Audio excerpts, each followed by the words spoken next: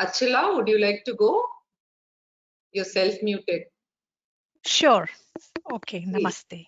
Thank you.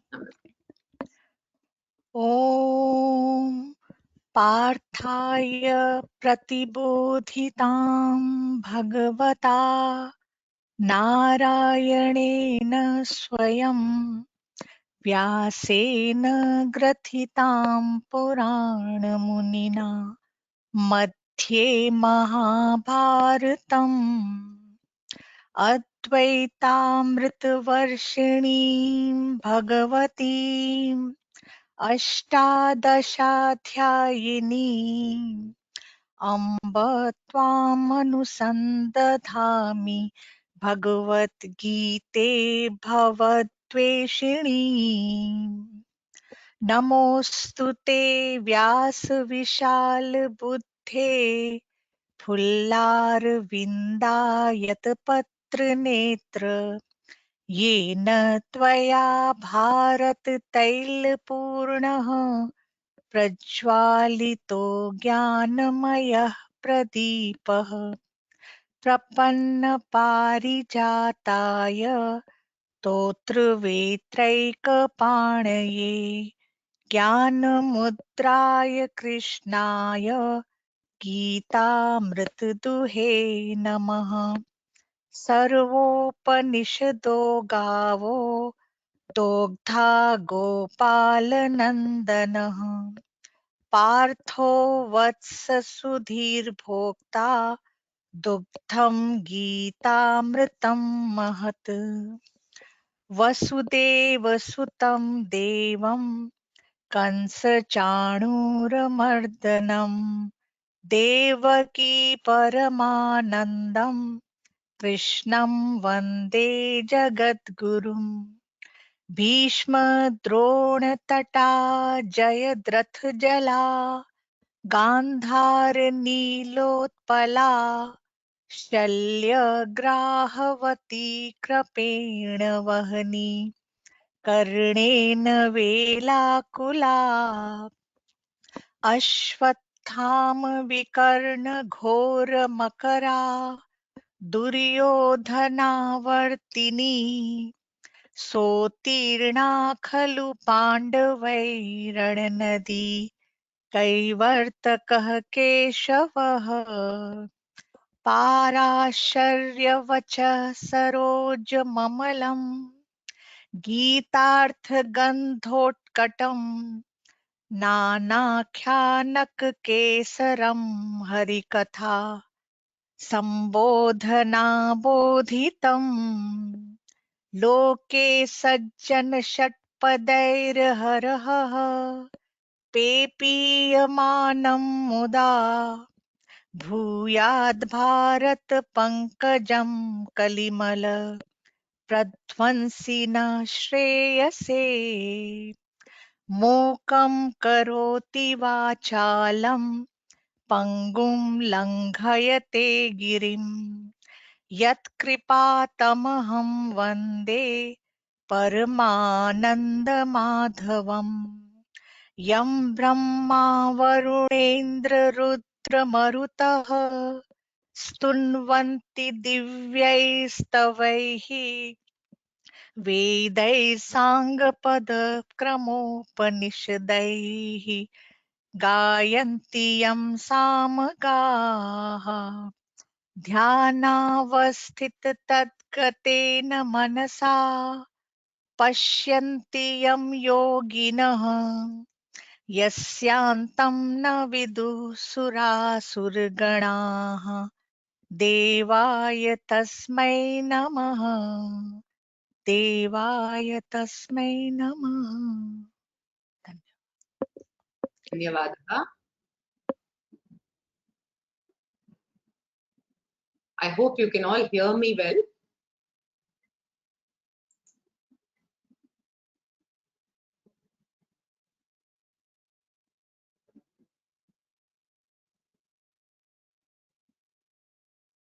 If you can hear me, yeah, okay. Thank you.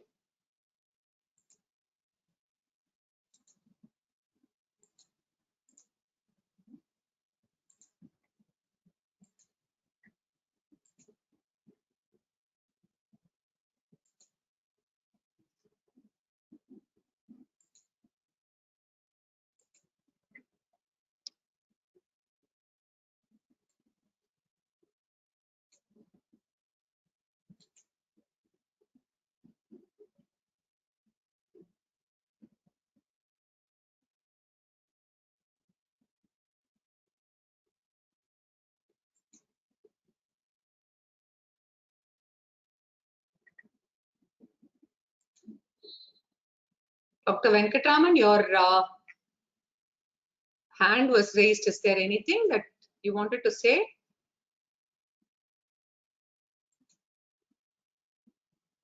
Okay, thank you.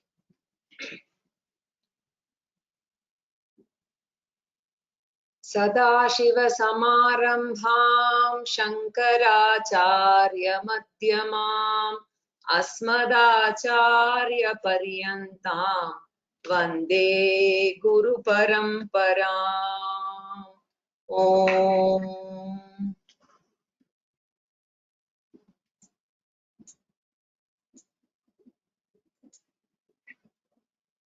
परं वरिष्ठं ब्रह्मिष्ठं परमानन्दरूपिणं परमार्थानन्दयतिं सद्गुरुं प्रणतोऽस्म्यहम्।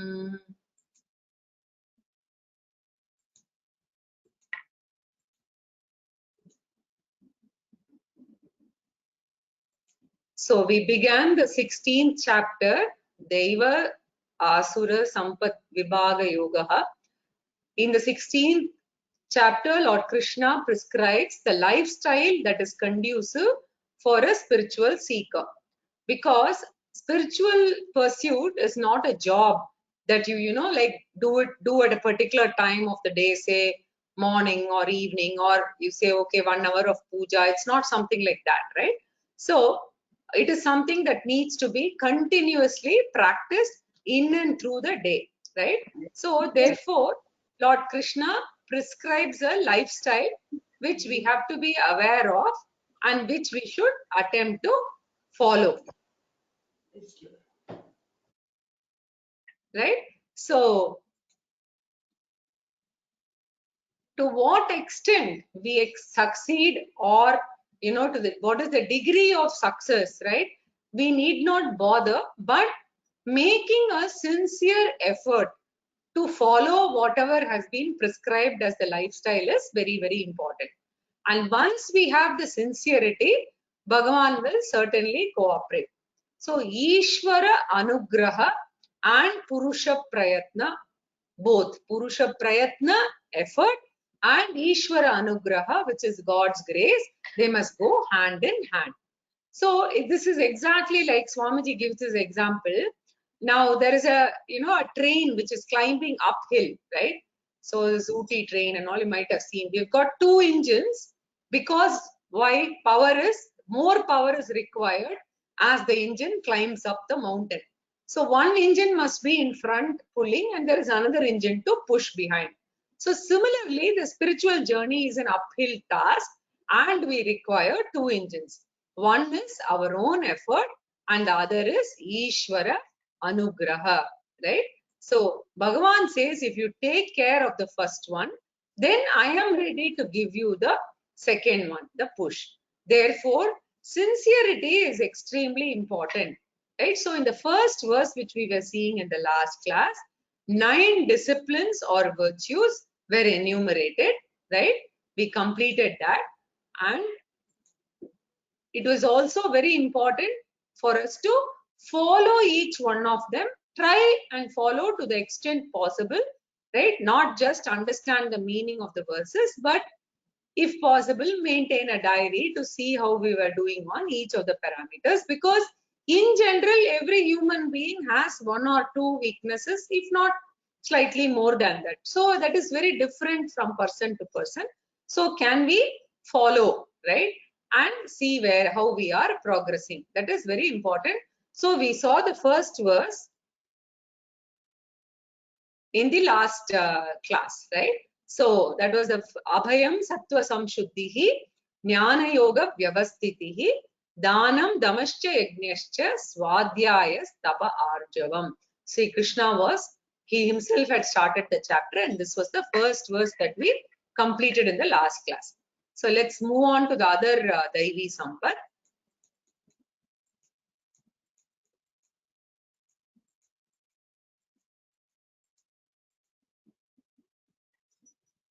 Ahimsa Satyamakrodha, Ahimsa Satyamakrodha, त्यागशान्तिरपैशुनम् त्यागशान्तिरपैशुनम् दयाभूतेष्वलोलुप्त्वम् दयाभूतेष्वलोलुप्त्वम् मार्दवम् ह्रीरचापलम् मार्दवम् ह्रीरचापलम्. Ahimsa. Ahimsa is a very important value. 1 minute. Somebody is unable to view slides. Are the others able to view? Can somebody else type if you're able to view the slides?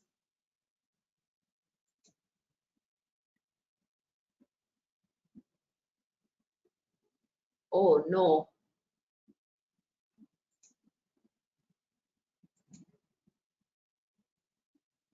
Are you able to view now? Ah, okay. It was paused for some reason. Okay, fine. Thanks for, alerting me. Otherwise, it would have gone through fully like that. Okay. Thank you. We'll continue.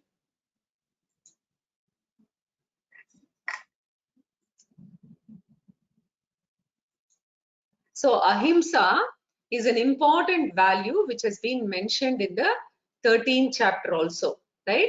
So ahimsa means non-violence or not hurting others based on this very simple rule that I don't want to be hurt, and therefore my value should be what?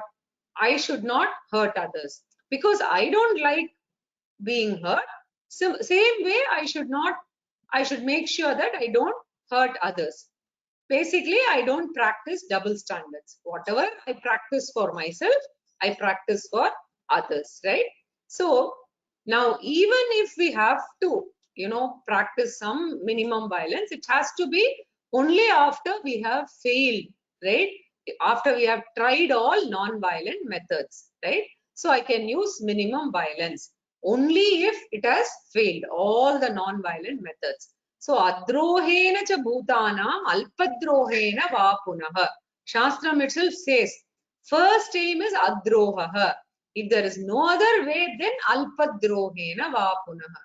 Right? Tam samadaya viproje veranapati. This is a very famous verse which says that you should try and avoid violence in all forms.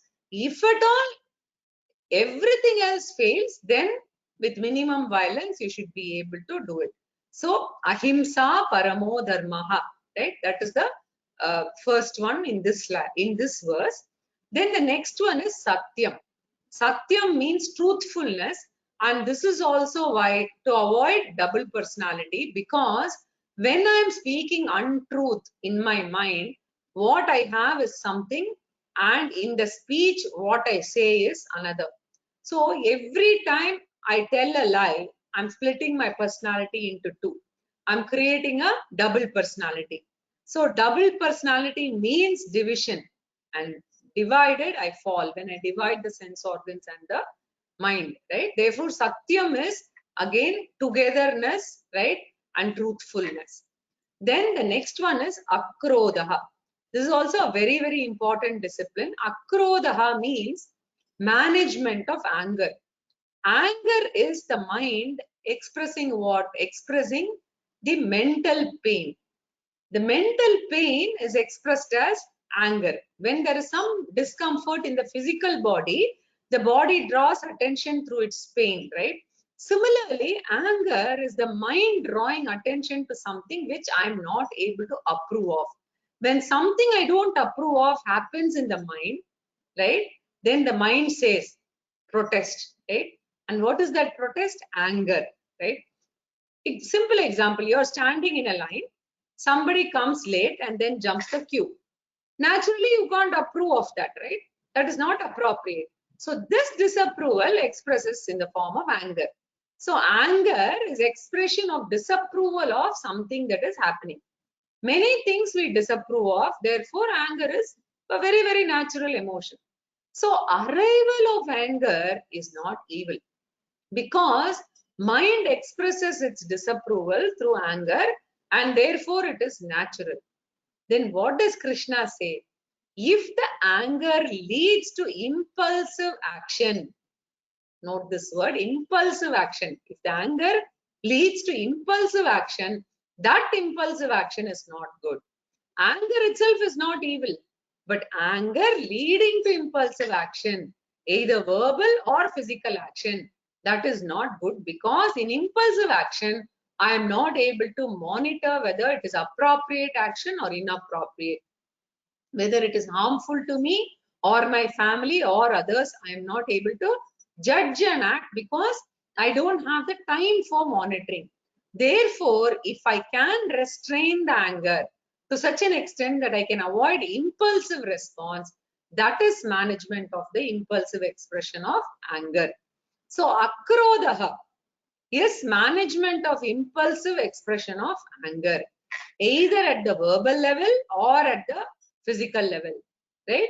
So I feel like shouting, right? If I say I don't want to shout, right? I want to see whether the words are appropriate, and then I want to deliberately shout, right? Swamiji says, do it, nothing wrong. But I do it deliberately, then it is a chosen, well-judged action. Therefore, akrodaha is not absence of anger, but it is management of anger. So, akrodaha. The next one, right? So, the next one is tyagaha, right? Tyagaha means renunciation. So, tyagaha refers to renunciation, and external renunciation is called sannyasa ashrama, right? So sannyasa ashrama is external renunciation, right? Internal renunciation is what we are going to see that, right? So sannyasa ashrama is an option prescribed in the Veda for pursuing spirituality. After going through brahmacharya ashrama, grihastha ashrama, doing considerable pancha mahayajna, etc., Veda says you don't have to continue necessarily in your, any of these ashramas. You are free to renounce it. And when, if a person wants, of course, when a person renounces and goes to a guru, it is called vividisha sannyasa. Vedum icha. Basically, a desire to study, gain knowledge, right? So that is why it is vividisha. It's a sannanta for Sanskrit students. Vividisha sannyasa, or one gets the knowledge. The other way is one gets the knowledge in grihastha ashrama and then renounces for the sake of nididhyasana. Then it is called vidvat sannyasa. So renunciation for the sake of study is called vividisha sannyasa. Renunciation for meditation is called vidvat sannyasa, which is an external sannyasa as an option. So that is called tyagaha. Na karmana na prajayadanena tyage naike amrutatva manashuhu vedanta vijnana sunishchitartaha sannyasa yoga dvaya shuddha sattvaha. This is one meaning of tyaga, which means a person, a sannyasi, has renounced everything for the sake of gaining self-knowledge. So external renunciation, right, is one tyaga. Then there is another type of renunciation called internal renunciation of ahankara and mamakara. Ahankara renunciation is what? Remembering the fact that I am not the owner of this body, right? It is a temporary gift given by the Lord for using, and for what purpose, right? For the spiritual knowledge, right? I have to use the body. It is exactly like when you are given water in a tumbler, you are to drink the water, but not the tumbler itself, right? So similarly, Bhagavan has given the body exactly like a tumbler or a cup. Using this cup, I have to gain the jnana amritam and drink it, and thereafter hand over the body back to Bhagavan. I am not the owner. Bhagavan is the owner. Bhagavan can take the body back whenever he wants. He need not give us notice period, right? So there are a lot of people who just go to bed, never to wake up, right? So we don't know at what time the body will exhaust the prarabdha and go. So remembering the fact that I am not the body, I have to use this body to gain self-knowledge. That is called inner sannyasa. called ahankara tyagaha. Then what is mamakara tyagaha?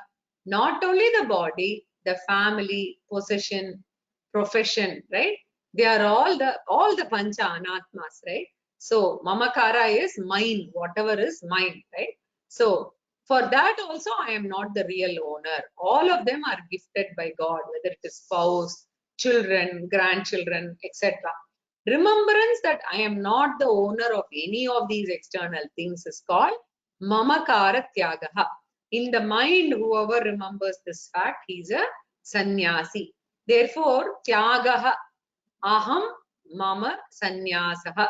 Krishna uses the word what? Nirmama nirahankaraha. So it came in the 12th chapter. Adveshta sarvabhutanam maitra karuna evacha nirmamo nirahankaraha samadukka sukikshami santushta satatam yogi yatatma dridhanishchayaha mayarpita manobuddhi yo mat bhaktah same priyaha. Right? So Krishna said that.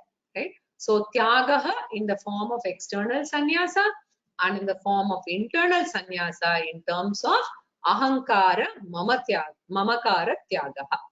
So then the next one is shantihi. Shantihi means mental discipline or thought discipline, so that I try to maintain equanimity. So shantihi means trying to maintain equanimity, right? I don't say maintaining equanimity, I'd say I'm trying to maintain equanimity, right? Even if there is a mental turbulence, I try my best to bring it back to balance by the appropriate attitude of karma yoga. So Krishna used the word what? Samadukhe same kritva labha labho jaya jayo in the second chapter. Tato yuddhaya yujyasva naivam papam avapsyasi, and then Traigunya Vishaya Vedaha, right? So life is a series of ups and downs according to our karma. I should learn to accept them without resistance. This is called Samatvam, Shantihi. All these are not easy, right? Naturally, we may get overwhelmed also. Krishna says attempt, right? Even if you get 0.0001% of success, it makes a very big difference for ourselves and for others also. So shantihi means samatvam or equanimity, right? How can you develop equanimity? We have seen that using karma yoga and Ishwararpana bhavana and Ishwara prasada bhavana, etc. Right? Even in the introduction, I covered all these karma yoga. Apaishunam is the next one. Apaishunam, see when you split Shanti, Shantira Paishunam, in Sanskritam it will become Shantihi Apaishunam. So it becomes Shantira Paishunam, right? So Apaishunam, it is a very important virtue, not talking ill of others, backbiting, foul mouthing, right? Especially in the absence of others. When two people meet talking about somebody else and discussing the bad aspects of that person, rumor mongering, gossip mongering, all of that comes under Paishunam, right? So Apaishunam is a virtue, right? And Apaishunam is an Asuri Sampat. So rumor mongering, gossip mongering, all of this will come under this. So Apaishunam means, sorry, Paishunam means rumor mongering, Apaishunam means a good value to follow, which is not indulging in loose talk or backbiting or speaking ill of somebody else. Apaishunam. So Shankaracharya or commentators, they actually say Parasmin Paradosha Prakatikaranam as the definition, right? For Paishunam. Parasmin Paradosha. Dosha of others. Talking about dosha of others to other people, right? Parasmin Paradosha Prakatikaranam. Then the next one is Daya, right? Daya Bhuteshu. Daya means compassion, consideration or empathy. Having a sensitive mind to appreciate the feelings of others. Now, a sensitive mind which can have empathy means capacity to sense the feelings of others. Today, in management, we speak so much about EQ, right? Here clearly the focus has been on empathy, not sympathy. Sympathy is only in the context of others' sufferings. Here empathy is feeling the other person's feelings whenever they are good or bad. That is called empathy, a very, very important virtue. So mental maturity is empathy. And you see this trait in even in some children, and in some of them it is not there at all. So if we can cultivate this even in children, the Daivi Sampat, this empathy, it can help them even in their day-to-day life, in their schools, colleges, offices, etc. Right? So daya bhuteshu, right? So it is the empathy for other beings, right? Then the next one is alo luptvam. Alo luptvam means not succumbing to temptation, right? Temptations are there all over, right? Because Maya is like that. For instance, a type of food, or you can indulge in excessive TV watching, movie watching, now binge watching of episodes on Netflix, any of these, right? So that is to restrain that. That is called damaha. Physical avoidance of the temptation is called damaha. Damaha is switching off the TV, switching off the computer, saying no to the mobile and physically putting it away. So physical avoidance of temptation is damaha, right? And mental and sensory avoidance, even when I am around these things, if I don't succumb, that is actually shamaha. That is, you are sitting in front in a home where many people are indulging in any of these, but I am still able to say no when I want to.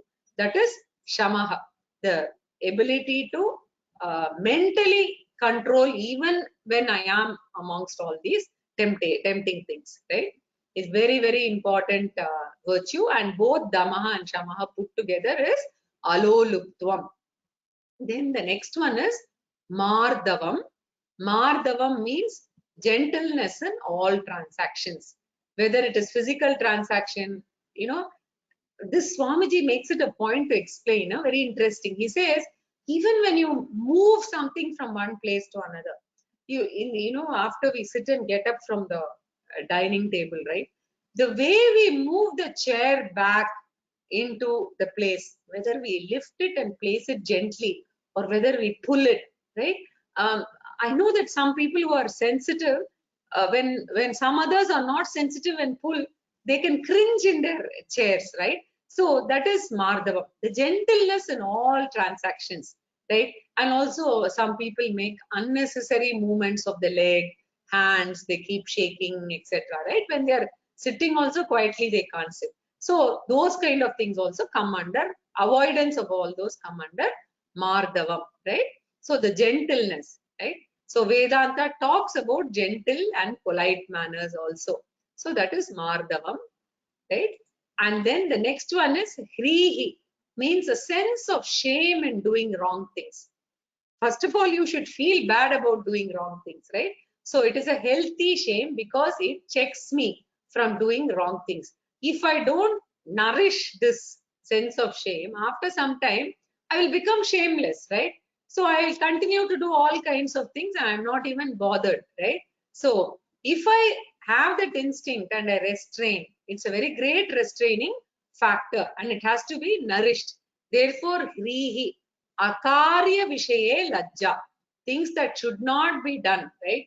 With respect to doing wrong things, not right things, right? So akarya vishaye lajja is called hri, right? And then the next one is achapalam. Chapalam means worthless activity, meaningless activity, right? This is exactly where here also you can talk about the movement of the legs and going on doing something with your hands, legs when you're just simply sitting there. In Tamil, they refer to it as cheshtai, right? Even when they are in front of God and when they are praying, they can't keep quiet. They keep on moving their leg or they keep on moving backward and forward, right? So that is cheshtai or achapalam, right? So chapalam means worthless activity. Vrita karyam. Vrita karya varjanam, right? Vrita cheshta varjanam is called achapalam. right? Some people whistle, right? They can't simply sit, right? So that is achapalam. So in this shloka, we saw 11 virtues. In the last shloka, we saw 9. So we have completed 20 till now, right? So then we will see the next verse now. तेजक्षमाधृतिः शौचम्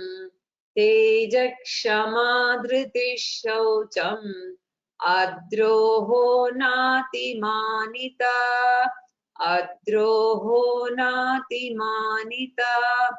भवन्ति सम्पदं दैवीम् अभिजातस्य Bharat.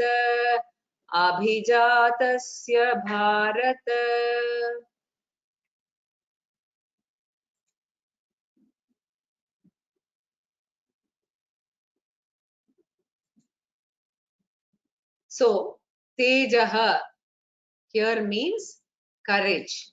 Okay, so tejaha means courage. It is complementary to the virtue abhayam mentioned in the first verse.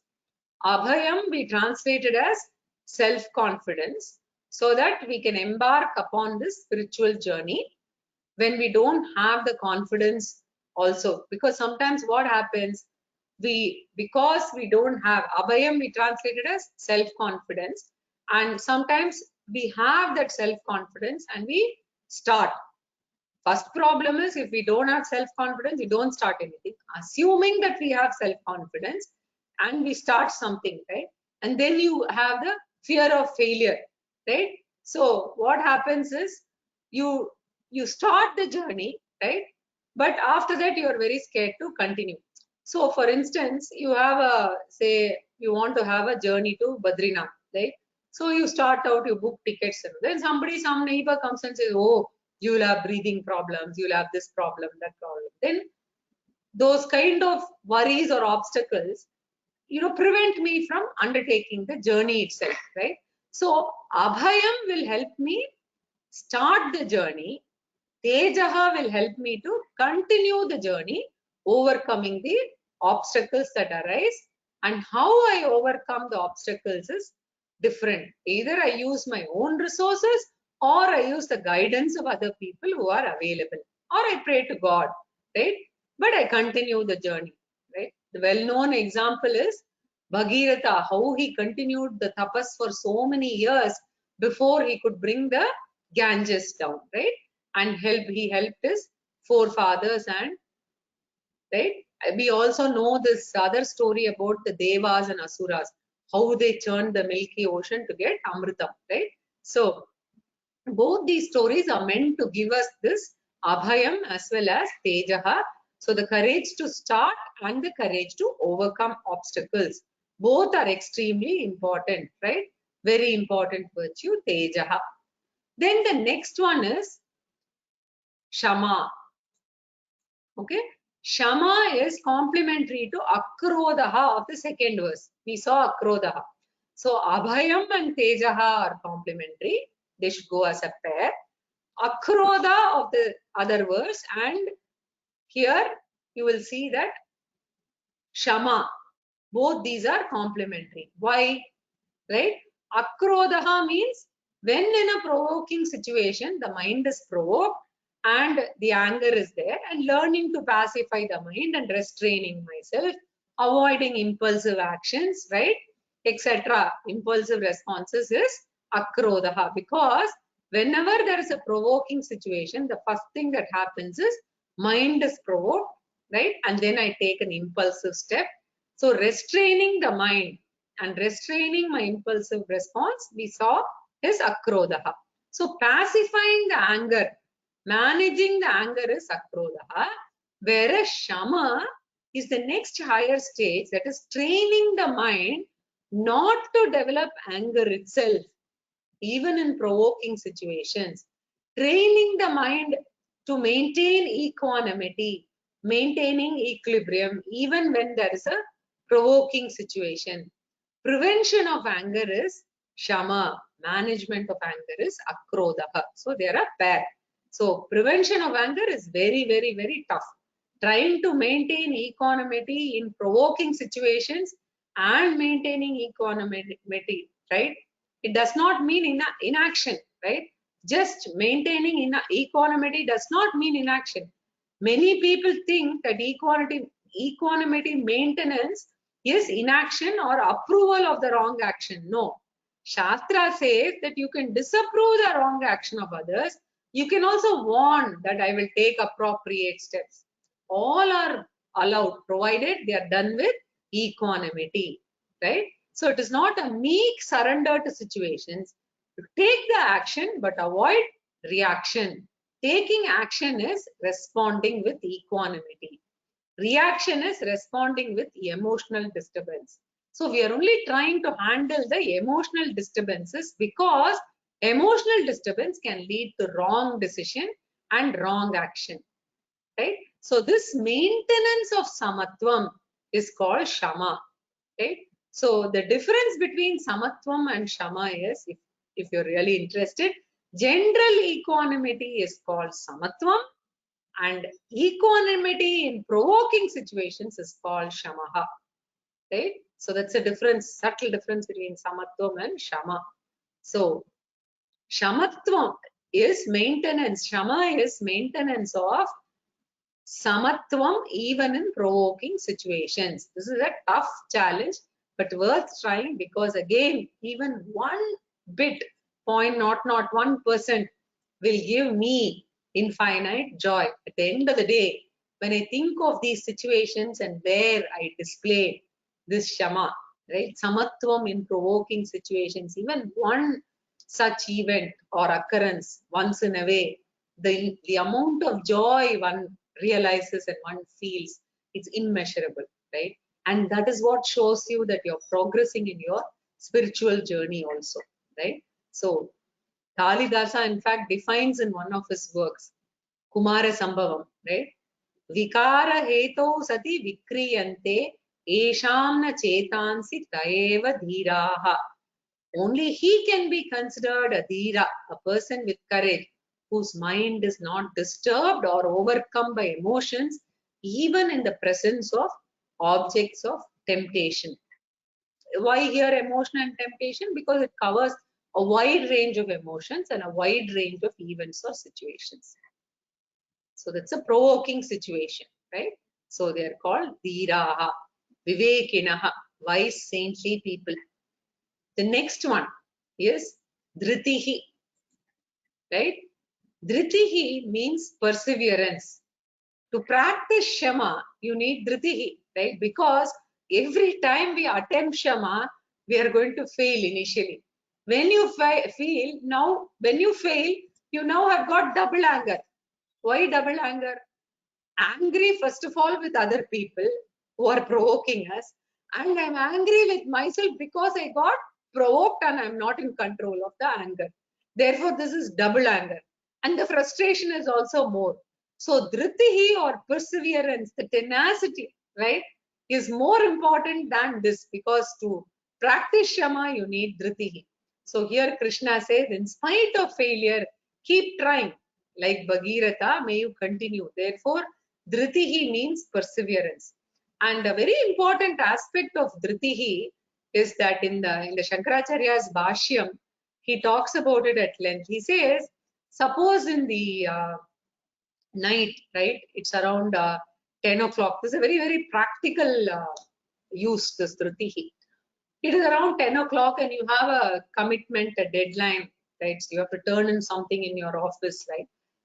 That last minute spurt to push and get something done, right? That is what we refer to as dhritihi. And dhritihi, according to me, becomes very, very important not only in the spiritual journey, even in the material pursuit in the initial years, right? As a religious person, as a person who's a karma yoga, as a person who is, having a work life which is very, very active, as a professional, dhritihi is what makes the difference between a great leader and a normal person, right? Because he or she has this tenacity to complete the work on time and move on, right?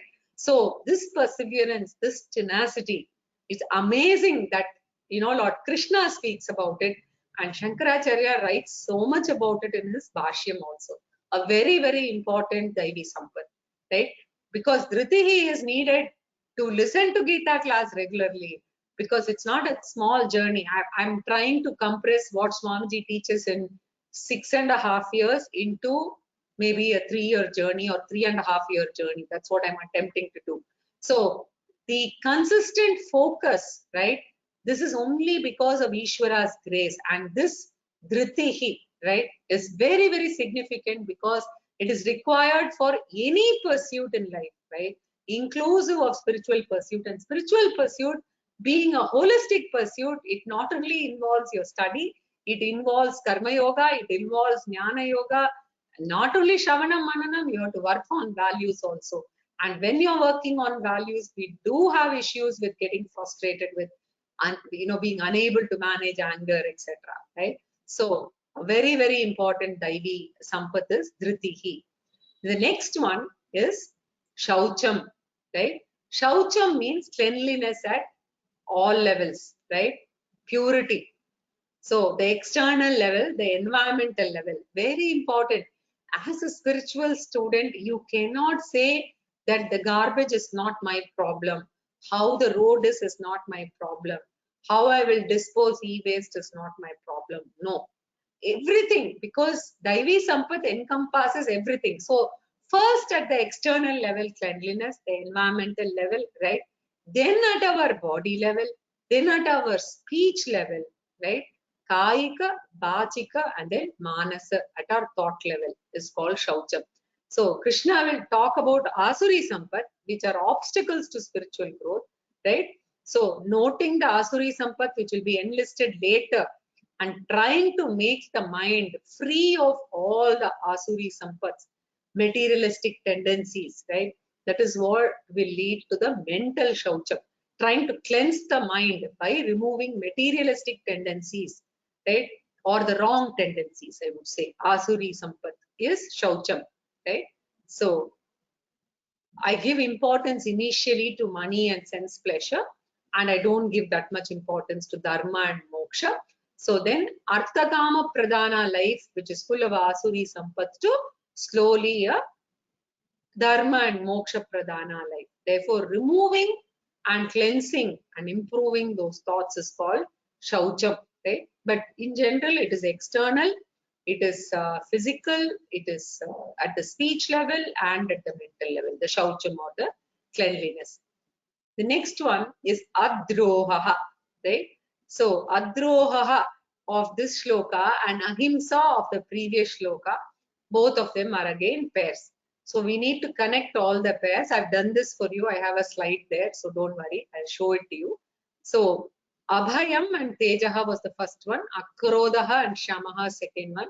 The third pair is Ahimsa and Adroha. Ahimsa is avoidance of violence at the external level, verbal and action level, right? Not wounding others with our words and deeds is called Ahimsa. But Adroha means even at the mental level, not to nourish violent tendencies. Even at the mental level, right? Not expressing, even at thought level. Some people enjoy hurting others, right? So very, very difficult to deal with such people, right? They enjoy that, right? But nourishing these tendencies even at a mental level is called Adroha.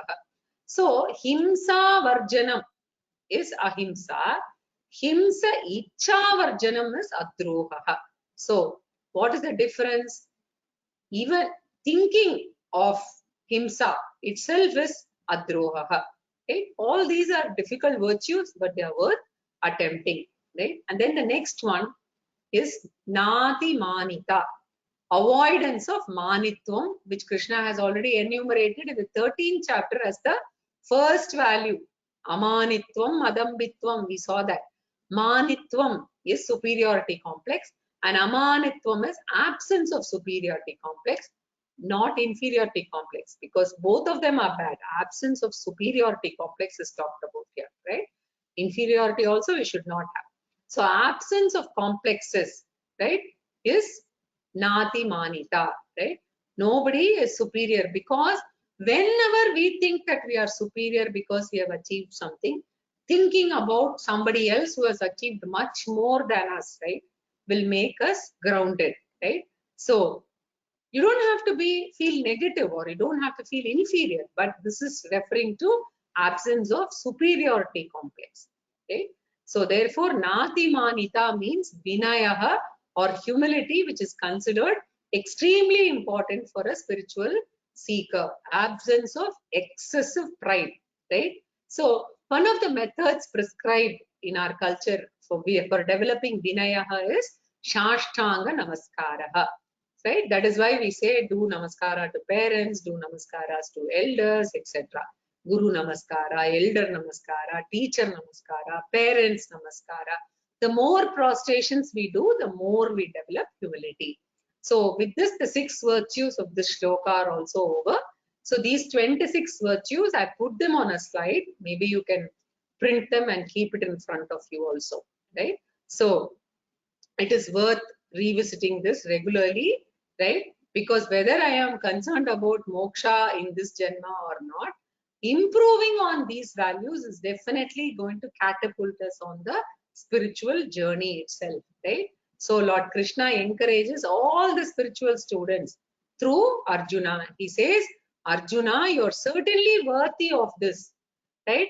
In fact, anybody who gets a desire to attend Gita class, instead of say going to a movie or enjoying a party or something, right? It is only because they have sufficient punyam and they are drawn towards this, right? So therefore, we can definitely develop these virtues. Therefore, Lord Krishna says, Bhavanti Sampadam Daivim Abhijatasya. All those people who have inherited Daivi Sampat from the family, right? Abhijataha means inherited the Daivi Sampat, Sattvika tendencies. They will all have these virtues, at least in a limited measure, because without that one, right, no, the person can't come near Gita and get even exposed to Daivi Sampada. So Daivim Sampadam Abhijatasya Bhavati. These virtues will be there at least in a small measure. So this is the meaning of the first, second and third verse put together. This is a rough kind of consolidation into 18 aspects with the respective verses listed here, right? And this one is the list of all the 26 virtues. The color coding represents the respective pairs, the blue one, the pink one, and the green one. You can refer to it later on. Continuing.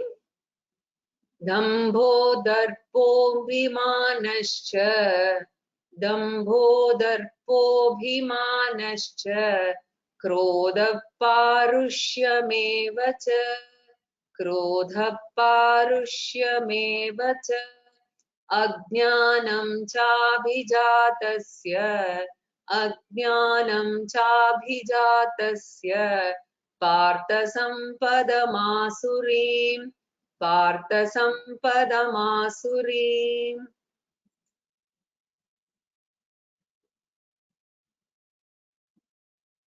Yeah, somebody having a question?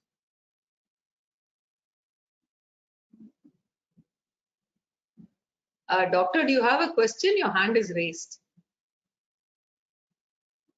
Okay, I'll put it off. If you want to again ask, you can always ask. Okay.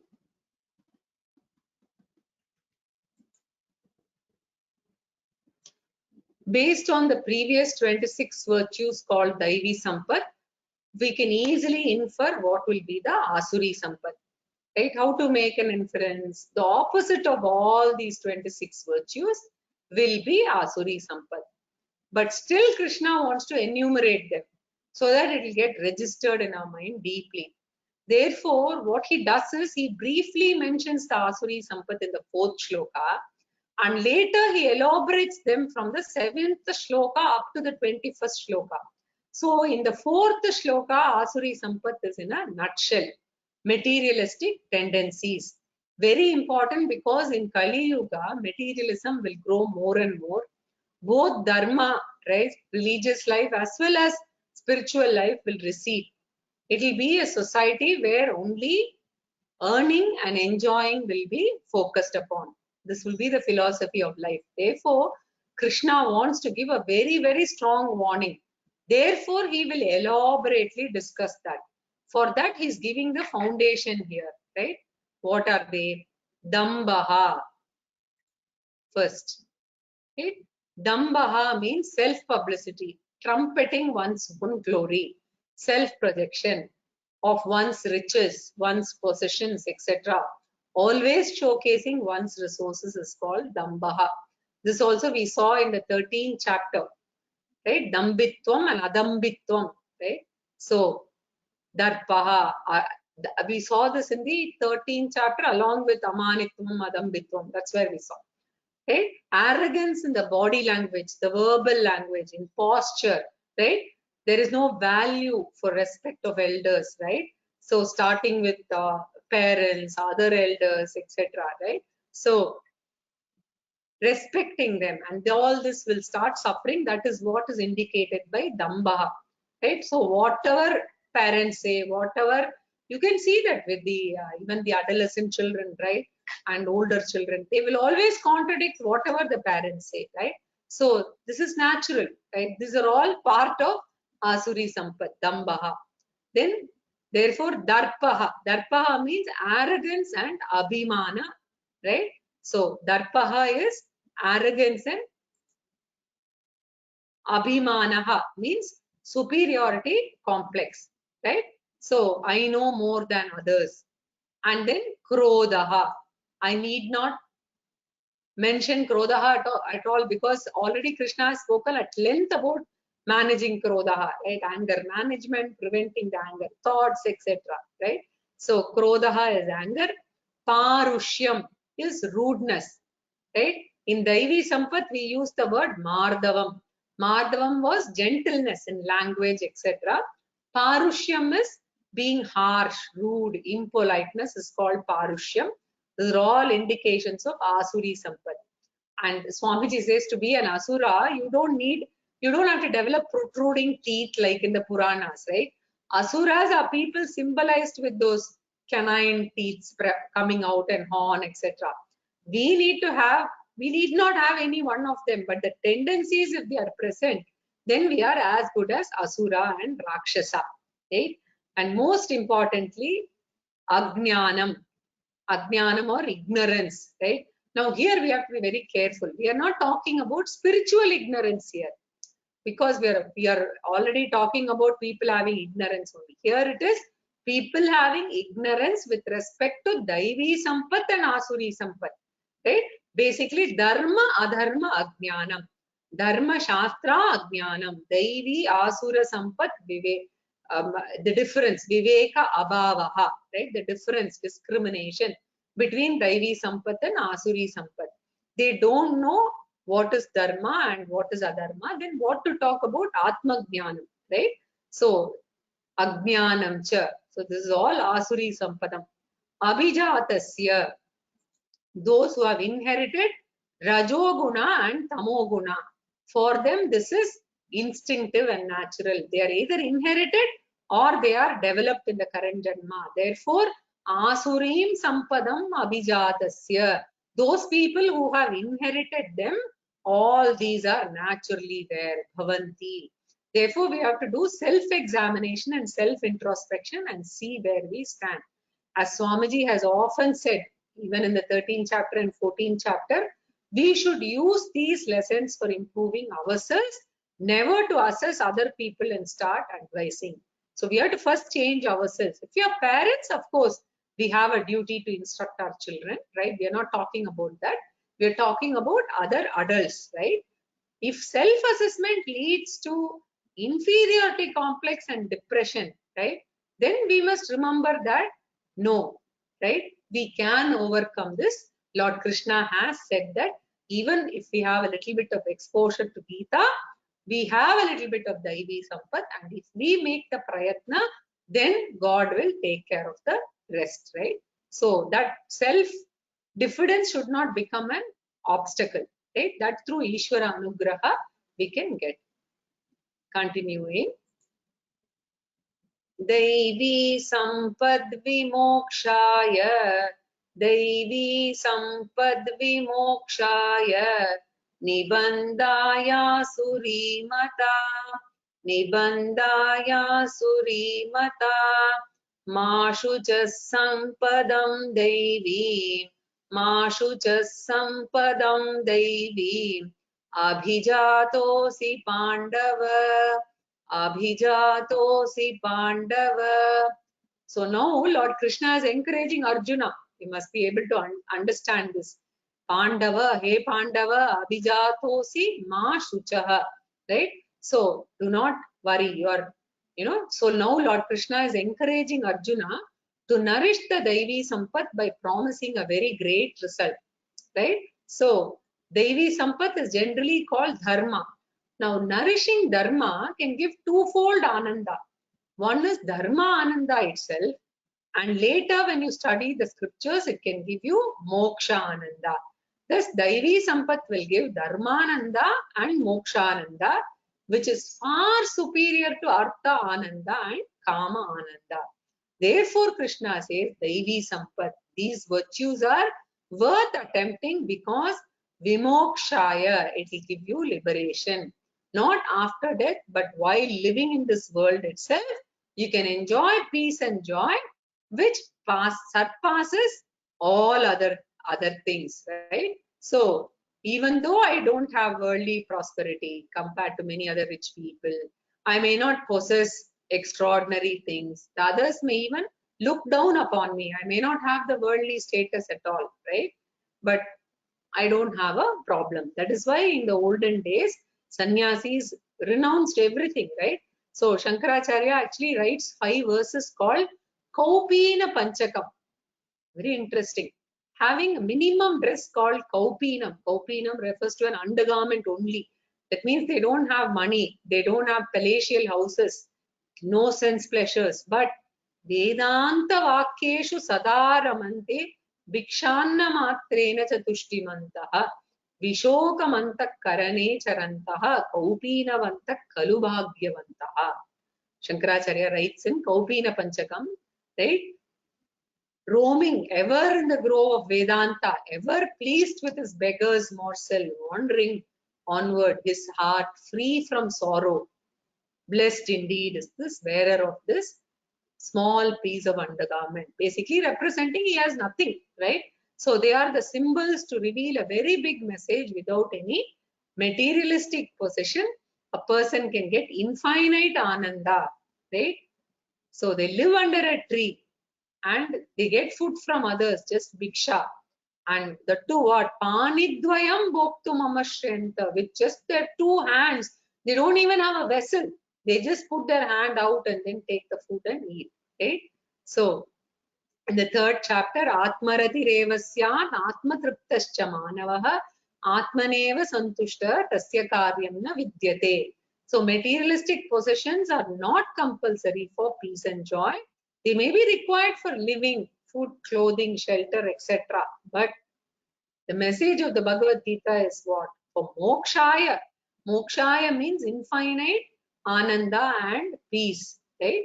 This can give you, Daivi Sampat can give you this, right? Katopanishad actually says, Tesham Shantihi Shashvatina Itaresham, right?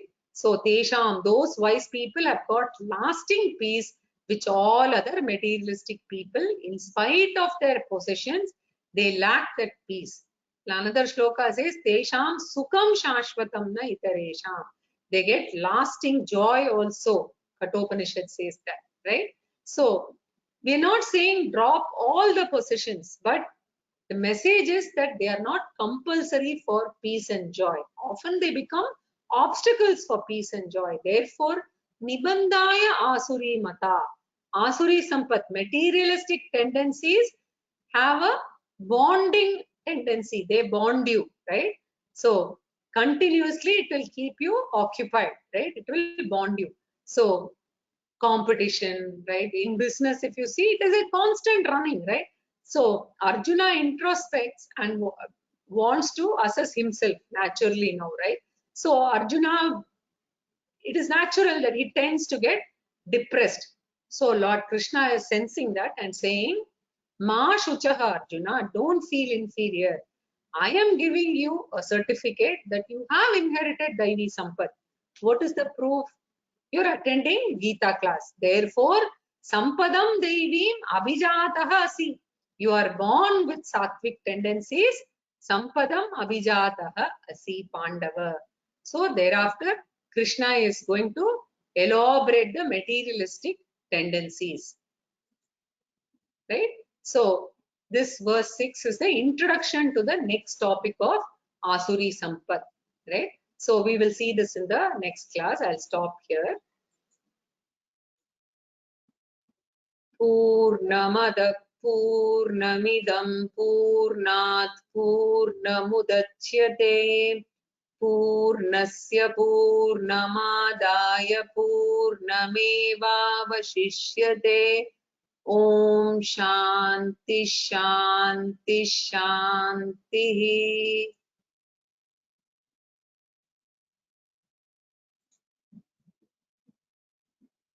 Okay, any questions?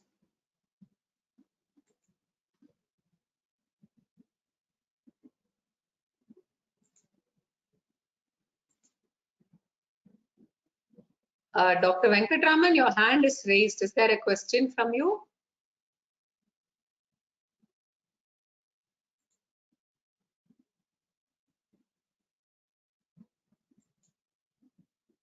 Yeah, you can unmute yourself and ask if you have a question.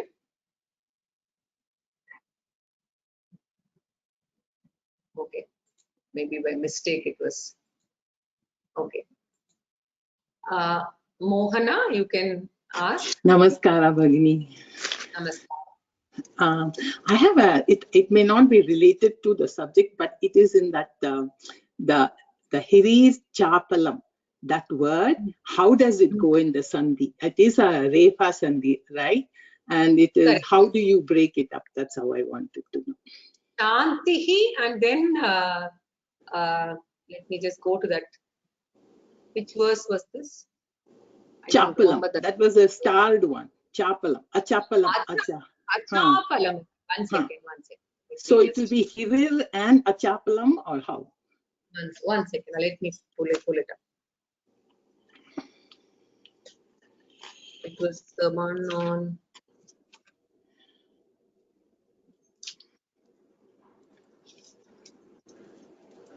Yeah, it is Achapalam and Shanti.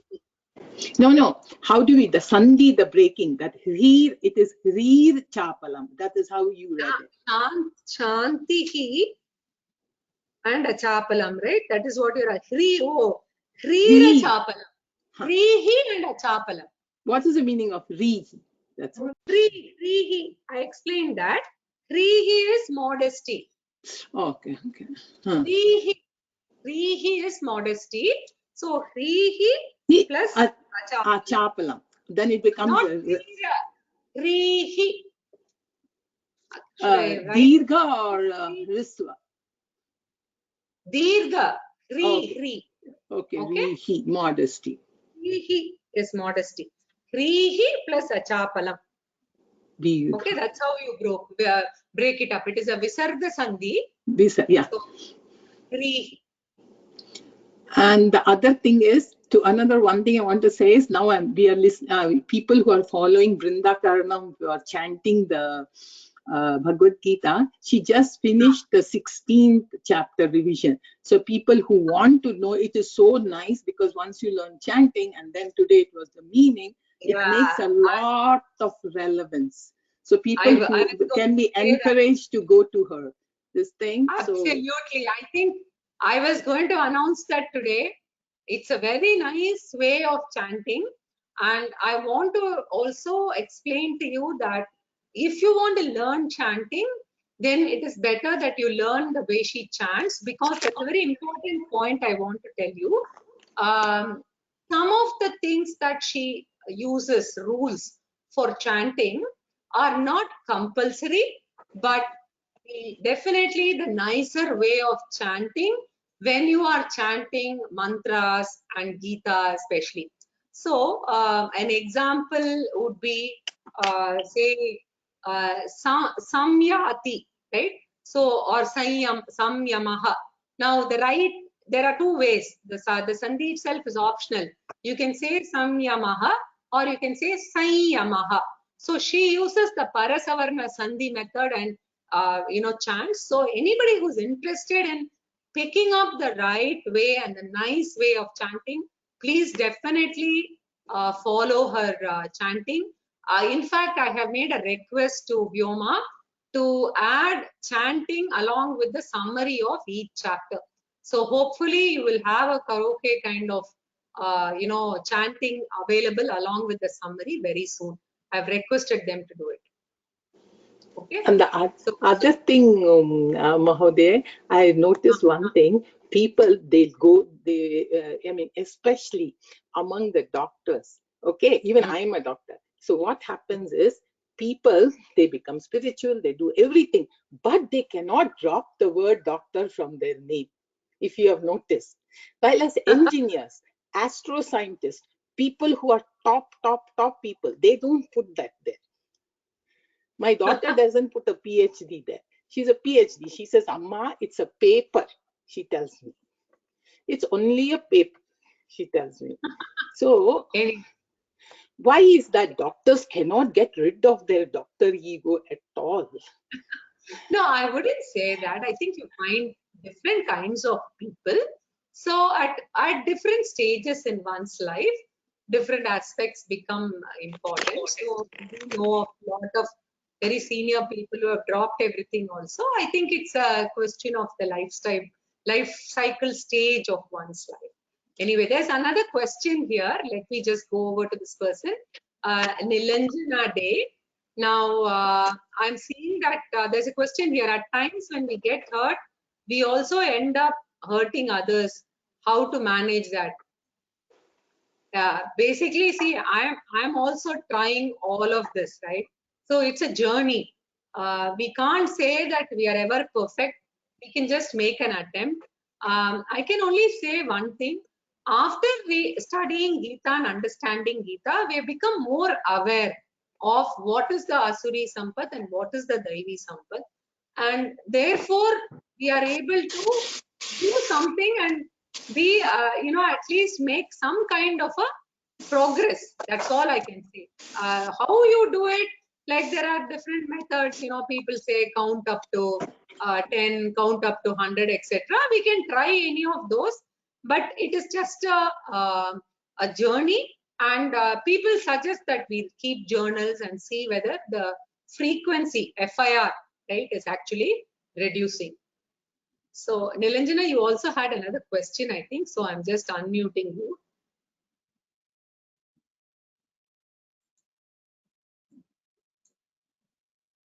I think you're self-muted.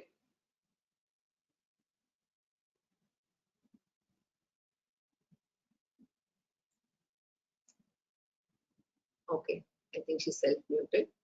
Okay. What is the word? Am I audible? Hello? Am I audible? Go ahead, Nilanjana. Go ahead. Ma'am, actually, I was trying to inculcate a daily, this is more, I mean, I thought I should ask the question so that, if anybody else is going through this situation, they'll know. So I was trying to inculcate a 1-hour Gita session every day in my life. Okay. So what was happening is there was no discipline to it. At times I was doing it in the morning, at times in the afternoon, at times in the evening. So then at times it slipped out. So can you just, is there an ideal time to, like in the morning when I do my meditation and all, I thought that is a nice time to, squeeze in 1 hour, maybe wake up an hour early, do my meditations, and then, incorporate 1 hour of Gita class instead of doing it last thing in the day, because by then I'm very tired.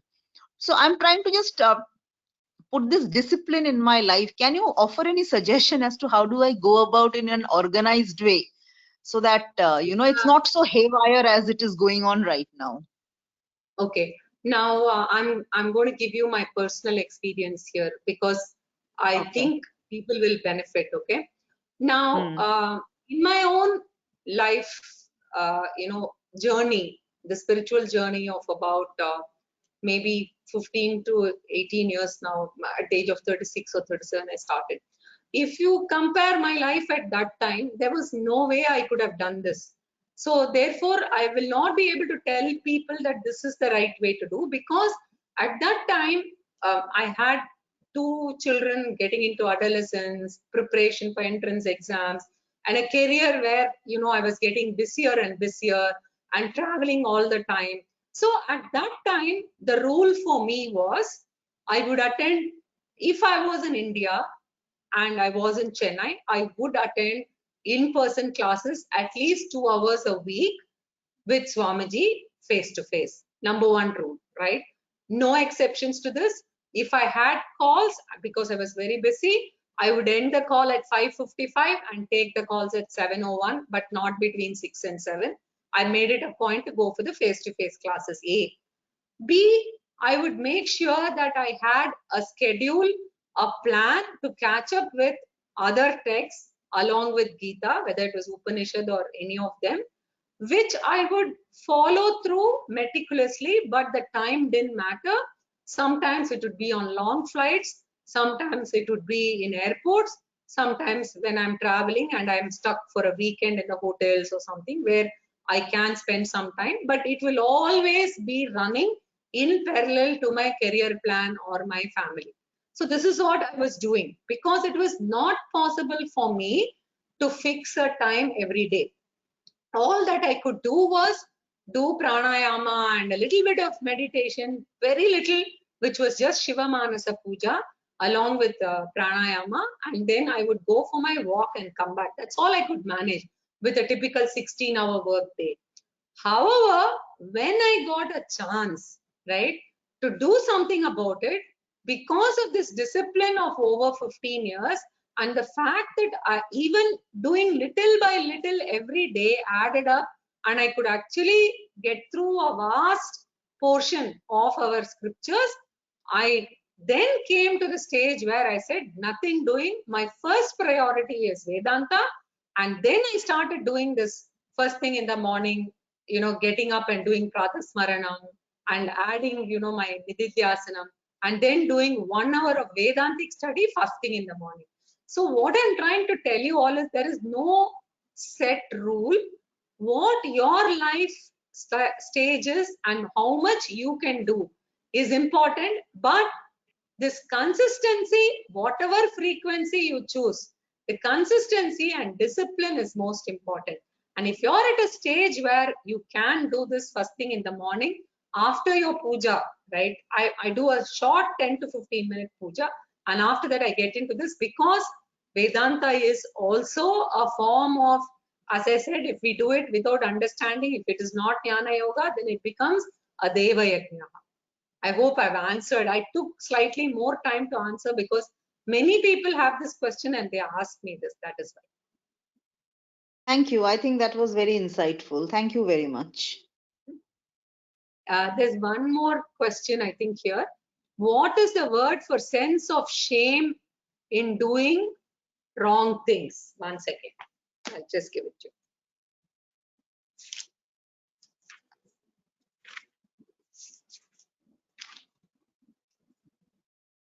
I also don't remember immediately. That's the problem. 1 second.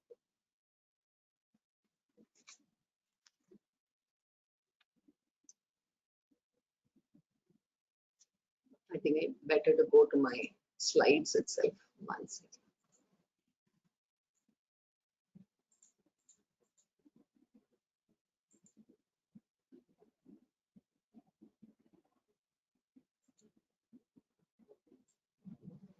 Yeah, it was in the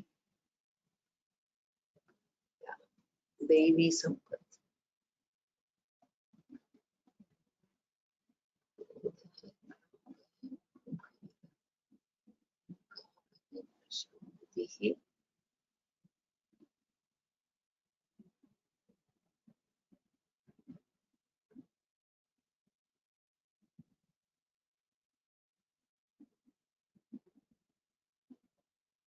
Hrihi. Hrihi, modesty, and the sense of shame and not doing the wrong things. The same thing. Hrihi represents this. In the commentary, it comes. Okay, I hope it answered. So, Hrihi. The other question that was asked on what is Hrihi? Hrihi is modesty in a way. The other one is a sense of shame in doing incorrect things. I hope I answered you on this. It was this one, right? This one. Any other questions?